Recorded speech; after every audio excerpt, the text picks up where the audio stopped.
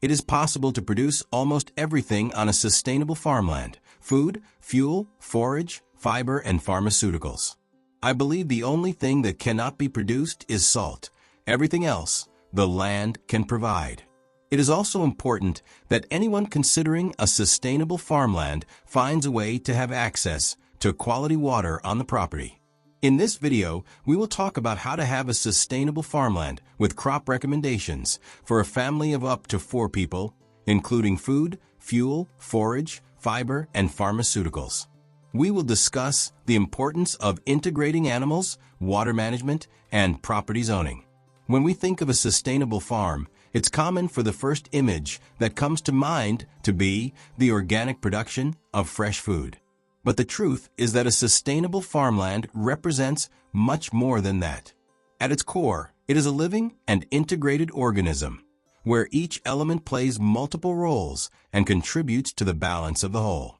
Far beyond just feeding, this type of property has the potential to provide nearly all the essential needs of a family: food, fuel, forage for animals, fibers for household or craft use, and even medicinal plants with therapeutic and pharmaceutical purposes. The only thing the soil can't offer is salt. Everything else the land can give, as long as it is managed with consciousness, respect, and intelligence. This regenerative vision of the land is based on a central principle. True sustainability is only achieved when human systems align with natural cycles. Instead of imposing a production model, we seek to read the landscape, understand its rhythms, and work in cooperation with the soil, the water, the climate, and the living beings that share this space with us. It's an approach that not only reduces environmental impact, but also activates regenerative processes for soil, biodiversity, and water resources. Every sustainable farmland begins with a fundamental principle: the safe and conscious management of water. Even before thinking about crops, animals, or the layout of a space, one must look at water as the connecting thread that links all the elements of the system. Without adequate quantity and quality of water, no rural project can thrive in the long term. That's why, when planning a sustainable farmland, water management must be the top priority. The water supply of a sustainable farmland cannot rely solely on external sources or vulnerable infrastructure. Ideally, the land itself should be capable of capturing, storing, and distributing the water needed for its functioning, respecting the natural cycle of the landscape. Rainwater harvesting, for example, is a simple and efficient strategy that can be implemented on roofs, greenhouses, and barns, directing the collected volume into cisterns and storage tanks. When well utilized, this resource ensures supply during the driest periods of the year and reduces pressure on springs and wells. In addition, infiltration techniques, such as contour channels, commonly known as swales, are extremely effective for maintaining soil moisture and replenishing aquifers. These structures, inspired by permaculture principles, take advantage of the property's topography to slow down rainwater runoff, allowing it to soak into the ground slowly and deeply. On a sustainable farmland, swales not only prevent erosion, but also increase fertility and the resilience of nearby production systems. Another key solution is the construction of small ponds or reservoirs strategically excavated throughout the property. These water bodies not only store important volumes for irrigation and animal hydration, but also become habitats for local biodiversity and help create moister, more stable microclimates. When integrated into a sustainable farmland, these structures begin to fulfill multiple functions, like any good permaculture solution.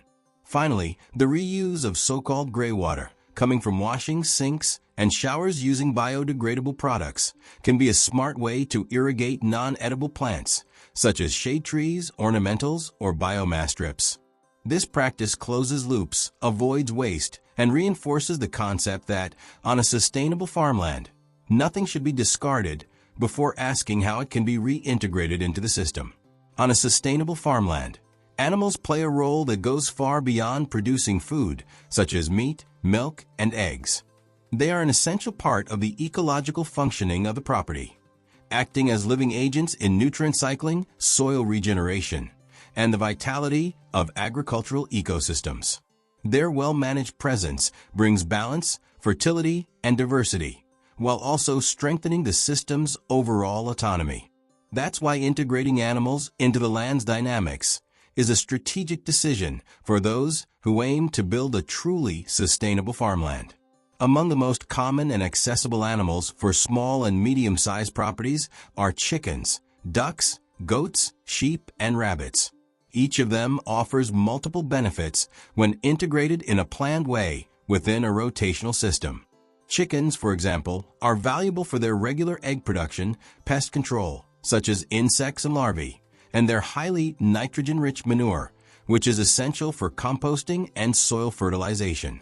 When raised in mobile coops or within designated areas of the garden or orchard, they help keep the soil alive and aerated. Goats and sheep, in turn, are excellent for managing dense and shrubby vegetation, especially in steeper areas or places hard to access with machinery.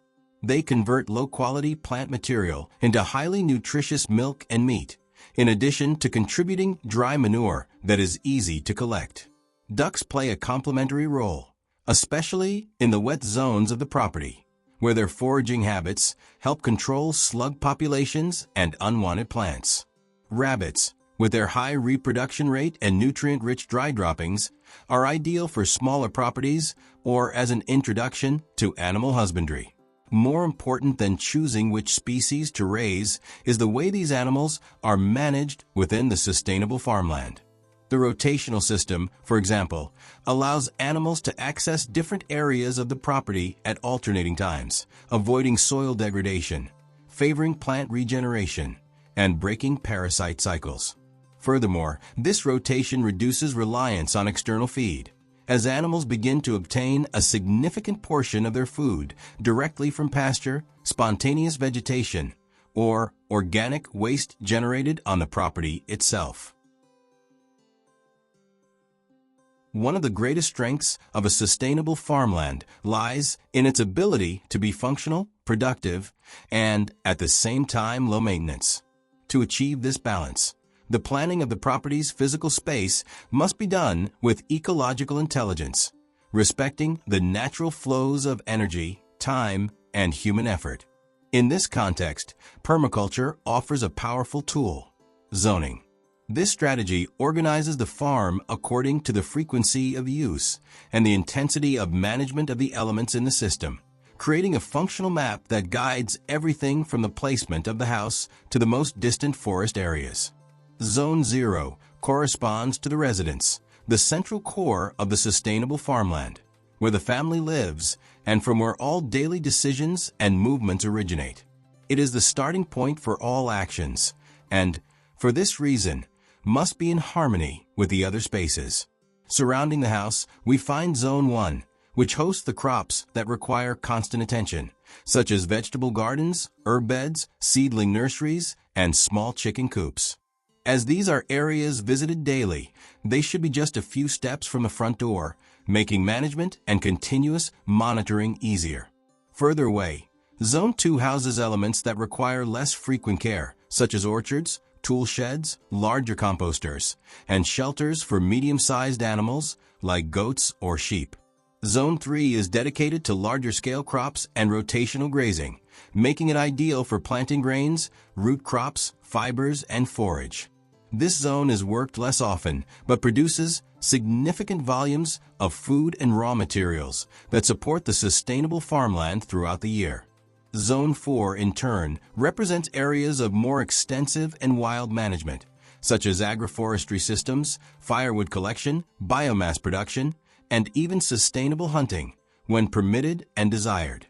It is a zone that still retains part of its natural structure, but is accessed for specific purposes. Finally, Zone 5 represents the wild heart of the property, an untouched space dedicated to nature observation, ecological regeneration, and inspiration. There is no productive interference there, only listening, contemplation, and learning. By distributing the elements of a sustainable farmland based on permaculture zones, we gain efficiency and comfort. Paths become shorter, work time is reduced, and the farmer's energy is saved, allowing it to be applied where it truly makes a difference. Additionally, this organization fosters synergy among system components, encouraging natural connections between crops, animals, structures, and landscapes. One of the most common questions among those who wish to start a sustainable farmland is, what is the ideal land size needed to achieve self-sufficiency? The answer, although it depends on factors such as climate, soil type, topography, the experience of the caretakers, and the family's lifestyle, can be addressed in a practical and realistic way. For a family of up to 4 people, an area between 2 and 5 acres, well planned and managed, is more than enough to ensure a complete supply of food, fuel, forage, fiber, and medicinal plants, with room for surplus, bartering, donations, and even small local sales. Within a 5-acre sustainable farmland, it is possible to establish an extremely functional and efficient spatial organization. For example, half an acre can be allocated to a diversified garden with seasonal vegetables, seedling nurseries, small greenhouses, and an intensive production mandala near the house, ensuring fresh food year-round. Another half acre can be dedicated to an orchard with fruit trees adapted to the local climate and perennial food plants. A full acre can be used to grow grains and root crops such as corn, beans, potatoes, sweet potatoes, and baking cereals, providing energy and food stability for the family. This same area can support crop rotation and even intercropping with green manure, further enriching the soil. Animal integration can occupy about half an acre, with chickens, ducks, rabbits, and goats in rotational systems, utilizing waste, producing manure, and contributing eggs, milk, and animal protein. Another acre can be used for pasture and forage, with perennial grasses, forage legumes, and nutritious shrubs like mulberry, ensuring the natural supply for animals without overburdening the soil. For the production of natural remedies and herbal infusions, about 0.2 acre can be dedicated to growing medicinal and aromatic plants, taking advantage of garden borders, living fences, and the spaces between productive areas. Biomass, pruning, firewood, and fast-growing wood production can occupy half an acre with species such as willow, poplar, or mulberry managed in agroforestry systems. Finally, water infrastructure, including small reservoirs, infiltration channels, and rainwater collection systems, can be allocated to an area of approximately 0.3 acre, strategically distributed throughout the property. It's important to note that this model is only a reference and can be adapted according to local needs, preferences, and potentials. Families that follow vegetarian diets or consume low amounts of animal protein, for example, can significantly reduce the space allocated to animals and expand areas for plant cultivation or oilseed and legume crops. Likewise, the use of agroforestry systems, species intercropping, and high-yield techniques, such as intensive permaculture or the biointensive method, can achieve very high production levels on much smaller areas. There are documented experiences that demonstrate the viability of a fully functional sustainable farmland on less than 2 acres, provided the planning is careful and the implementation is carried out with dedication and continuous observation. The true key lies less in the number of acres and more in the quality of land use. When an integrated approach is adopted, based on diversification, zoning, and connection to ecological cycles, every square meter of the sustainable farmland begins to produce more than just food. It begins to generate life, security, health, and freedom.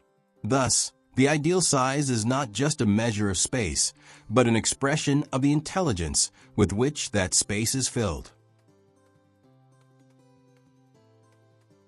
After understanding the ecological foundations, spatial planning, and functional organization of the property, it's time to answer the question that most intrigues future stewards of the land. What should be planted on a sustainable farmland? The answer, although it depends on factors such as local climate, family profile, and resource availability, follows a universal principle. Diversity is the foundation of resilience. Growing a variety of species that fulfill different functions is what makes a sustainable farmland truly self-sufficient, productive, and regenerative. In the food category, which is naturally the most sought after, seasonal vegetables play a fundamental role. In virtually all regions of the United States, it is possible to grow tomatoes, carrots, lettuce, potatoes, kale, and other leafy greens efficiently, respecting local cycles and rotating crops throughout the seasons. Northern and northeastern states have excellent conditions for cool season crops such as spinach, kale, broccoli, and carrots, while the south and west allow for a longer growing season for crops like peppers, tomatoes, and zucchini. To ensure food security and energy autonomy, it is essential to include carbohydrate-rich crops such as sweet potatoes, corn, and pumpkins. In warmer regions, varieties of taro or tropical sweet potato can also be tested, provided they are well adapted. Legumes such as beans, peas, lentils, and chickpeas are indispensable, as they enrich the soil with nitrogen and provide high-quality plant-based protein. Among the edible perennial plants, asparagus, rhubarb, and artichoke stand out, all perfectly viable in temperate climates in the Midwest, Pacific Northwest, and higher elevations of the East. Fruit trees such as apples, pears, peaches, and plums adapt well to most northern and central U.S. states, while figs, pomegranates, and citrus can be grown in warmer areas such as California, Arizona, and Florida. Choosing the right fruit is directly linked to the region's hardiness zone, and a sustainable farmland should always consider this factor in its implementation plan.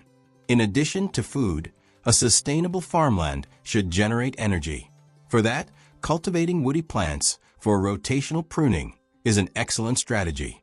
Species like willow, poplar, and mulberry grow quickly, are ideal for temperate climates, and allow the production of firewood, stakes, biomass, and mulch. Grasses such as Miscanthus giganteus and switchgrass are especially useful for plant-based energy production in the south-central regions, grown in agroforestry consortia or specific planting strips. On farms that integrate animals, organic waste can be turned into biogas through simple biodigesters, allowing the reuse of manure and food scraps in a clean and efficient way. Forage production should also be considered in the productive structure of a sustainable farmland. Rotational pastures with perennial grasses such as fescue or orchard grass, combined with forage legumes like alfalfa and clover, provide balanced nutrition for goats, sheep, and even poultry in controlled grazing systems. Shrubs such as mulberry, already mentioned as a firewood producer, also provide highly nutritious leaves for animal feed. Gliricidia, although very useful in the tropics, is only viable in the subtropical regions of the U.S., such as southern Florida and parts of Texas. In colder regions, black locust Robinia pseudoacacia or Siberian pea shrub Carigana arborescens are effective and well-adapted perennial alternatives. In the natural fiber category, industrial hemp stands out in states where it is legalized, such as Colorado, Kentucky, and Oregon. Its fibers are versatile, strong, and ideal for textiles, ropes, and bioplastics. Flax linseed is an excellent option for colder climates and can be grown both for oil extraction and textile fiber production. Cotton, on the other hand, is better adapted to the southern U.S., especially in Texas, Georgia, and Mississippi, and can be grown on a small scale organically using low-impact techniques. Lastly, a complete sustainable farmland must also include a space dedicated to medicinal and pharmaceutical plants. Lavender, chamomile, echinacea, rosemary, mint, calendula, and fennel are just a few of the species that grow easily in various regions of the United States and offer countless health benefits. They can be used in teas, ointments, tinctures, soaps, and balms, creating not only medicinal autonomy for the family, but also local income opportunities. Medicinal mushrooms, such as shiitake and reishi, can be grown on wooden logs or substrates rich in organic matter, especially in more humid and shaded regions. Simple and effective solar drying ensures the preservation of these plants' active compounds for use throughout the year. With this combination of crops adapted to the climate and the family's needs, the sustainable farmland becomes a true system of abundance. By integrating multiple productive functions, food, energy, health, raw materials, and forage, the property begins to operate as a living and balanced ecosystem, where each plant has its role, its value, and its contribution to the whole. And the more diverse this cultivated landscape becomes, the more resilient it will be in the face of the climatic, economic, and social challenges of the contemporary world. Building a sustainable farmland is not just a possible dream. It is, above all, a concrete response to the urgencies of our time. In a world marked by climate crises, environmental degradation, and growing food insecurity, the ability to produce food, energy, medicine, and basic materials with autonomy and respect for nature becomes not only desirable but essential.